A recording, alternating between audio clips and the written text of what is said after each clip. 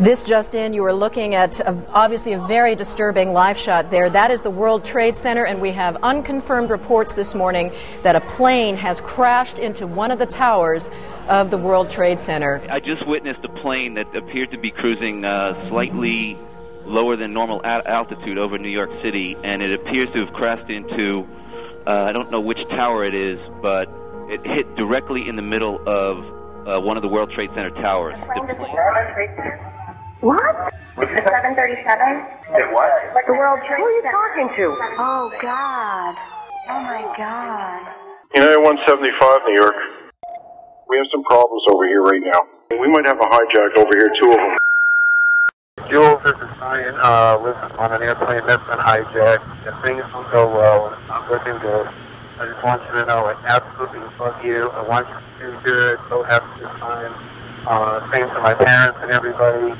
And I just totally love you, and I'll see you later. Bye, babe.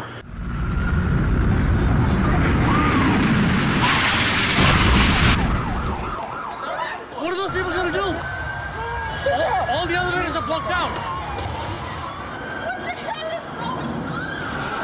Oh my God! So both towers are now. Okay, now I got an aircraft 6 miles east of the White House. Crystal City, just north of Crystal City. Just to the north of your town. Yeah, stop all departures.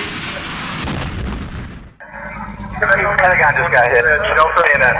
God damn, I can't even protect my NCA. Living through it, now I have younger people that, like you said earlier, were not even born at that time.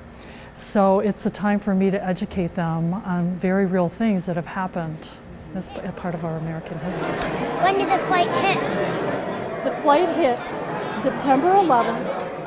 They had asked me about my service in at the Pentagon at the time of the attacks, and they did not understand terrorism, and they didn't understand those kind of really deep concepts that we as adults have a hard time grappling with. And so that was a life-changing moment for me to survive.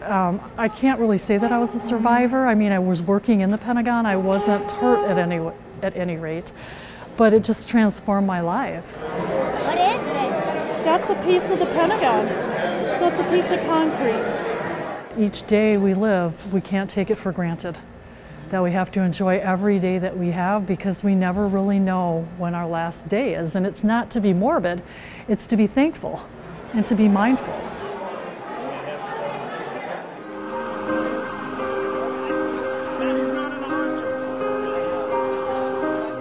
Today we've had a national tragedy. 2 airplanes have crashed into the World Trade Center in an apparent terrorist attack on our country.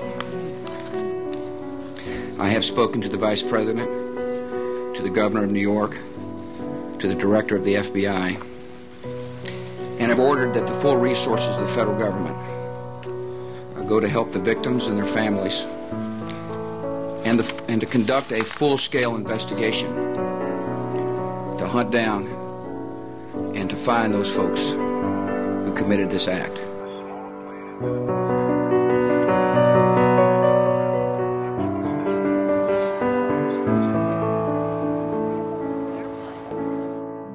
We also have a report now that it was a plane that crashed into the Pentagon, and we have a large fire at the Pentagon. The Pentagon is being evacuated as we speak. There is a lot of confusion here at the Pentagon. It appears that something hit the Pentagon on the outside of the 5th corridor, on the Army corridor. Several Army officers I talked to reported hearing a big explosion, seeing shards of metal.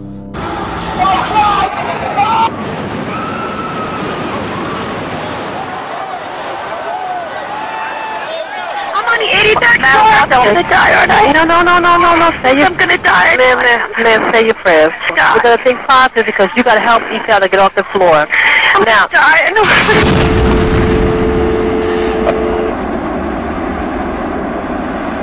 a new type of war. That's what it is.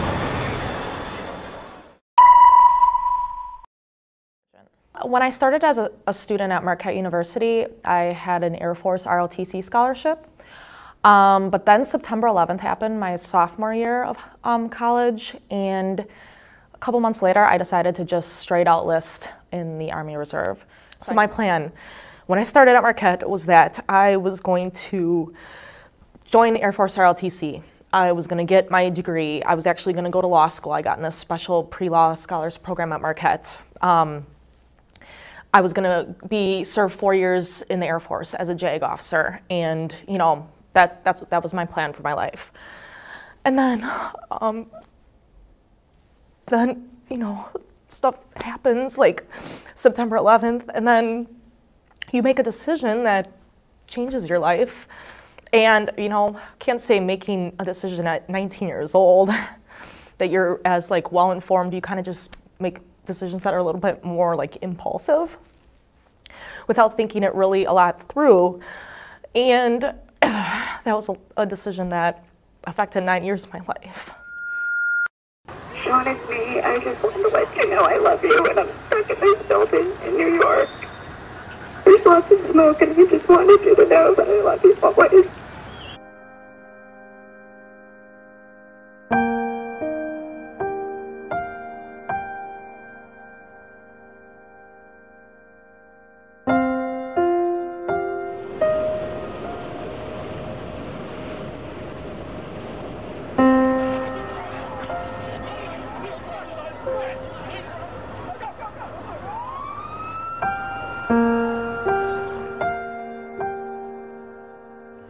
Attention now, keep remaining sitting.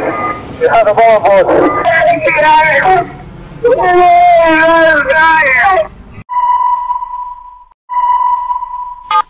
Tuesday, 9:47 a.m.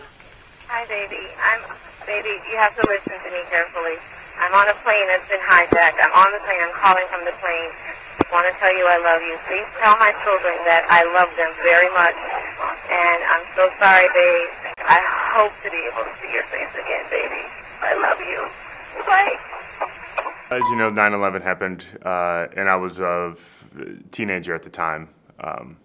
And I had this was about 6 months after 9/11. I had a girlfriend that was a camp instructor. And I went up and visited her and stayed at a campground next to where I couldn't stay with her in the cabins, so I had to stay off.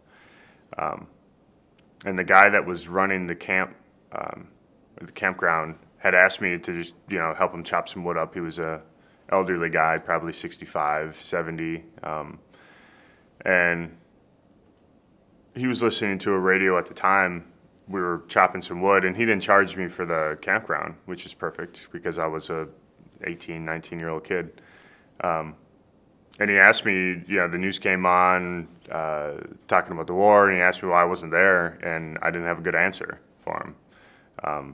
And so that kind of stuck with me, and I talked about it with my girlfriend that night, and about 2 months later I was in the recruiter's office. The first couple You saw people being wheeled on gurneys away from the site of the explosion. People were coming out with masks over their face, anything they could put over their face, because the air was still very thick with debris.